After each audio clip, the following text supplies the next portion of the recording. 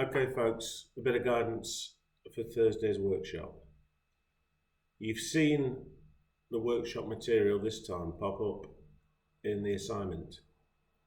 That's so that you can create your PowerPoint and submit it during the workshop and then present it in one repository. It's easier for the tutors to deal with it like that.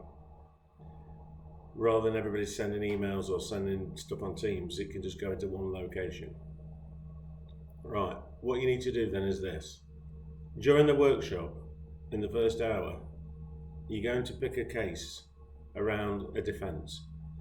I put some links on which show self-defence, which is just one of them, as a helper. You can choose to do self-defence, or you can choose to do any of the defences. What you need to do is 4 or 5 slides on a PowerPoint talking about what the defence is, talking about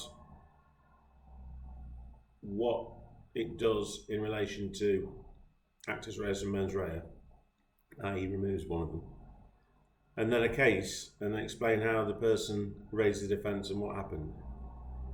You do need to use some images, so you'll need to cut and paste some images into your PowerPoints. And you do need to set it out properly as well. Capital letters for proper nouns. I don't want to see any grammatical errors. So remember, if it's the name of a person, place or a thing, it takes a capital letter.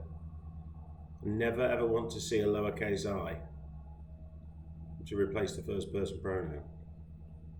If you don't know what I mean, then go on Google first person pronoun and see what I mean. So you're going to set your slides out in the workshop. I mean, you can do this in the first hour of the workshop, but it might be rushing, or you can do a little bit of prep beforehand and then finish it off in the workshop and then submit it, and then you'll be doing a presentation for say 2 or 3 minutes on your PowerPoint presentation.